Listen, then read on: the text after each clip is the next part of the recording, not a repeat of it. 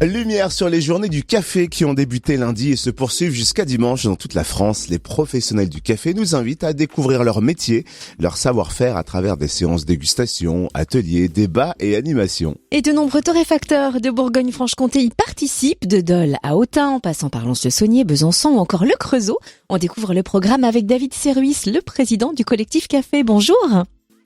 Bonjour Cynthia, bonjour Totem, comment allez-vous? Mais très bien, parce que j'adore le café déjà, donc justement, je suis ravie de vous avoir.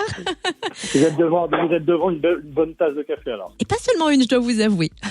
Ah, d'accord, ok, mais attention, si vous buvez beaucoup de café dans la journée, n'hésitez pas à boire de l'eau derrière pour éliminer la caféine, c'est important. C'est noté, merci. Alors, pourquoi avoir instauré ces journées du café? Qu'est-ce qui a donné l'impulsion de ce rendez-vous?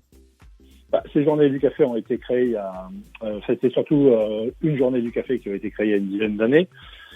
On trouvait que c'était un peu court, donc depuis maintenant 3 ans, on a clairement étendu ça à une semaine, un peu dans le même schéma que la semaine du goût.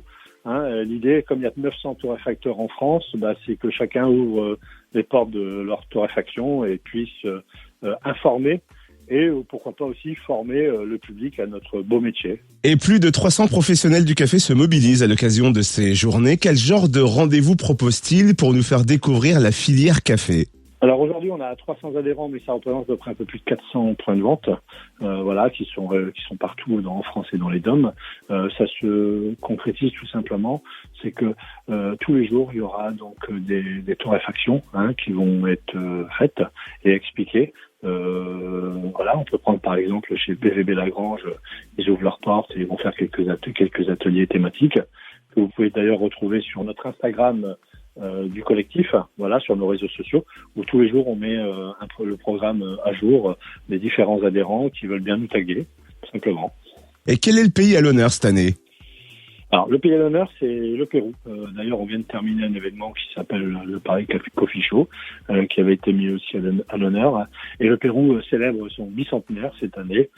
Et c'est un pays d'Amérique du Sud des plus riches en biodiversité au monde grâce à de nombreux microclimats.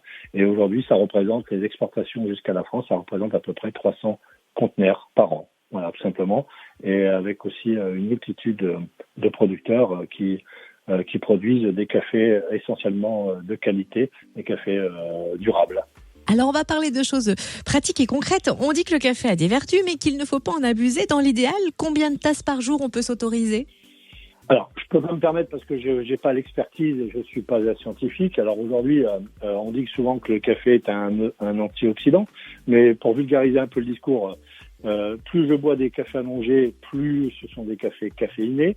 Généralement, la caféine est bonne jusqu'à une certaine dose. Quand on abuse des bonnes choses, ça devient compliqué. Alors c'est vrai que par contre, pour éliminer la caféine, il faut boire beaucoup d'eau derrière. C'est pour ça que je vous posais la question tout à l'heure. Est-ce que vous buvez beaucoup d'eau derrière les cafés que vous consommez tout au long de la journée? Parce que ça permet d'éliminer la caféine, tout simplement. Merci, en tout cas, on est prêt à se resservir un petit café. Et pour en savoir plus, rendez-vous sur lesjournéesducafé.fr. Merci infiniment, David Serruis, président du collectif Café. Merci à vous, Cynthia, et en tout cas, bonne dégustation et buvez du bon café.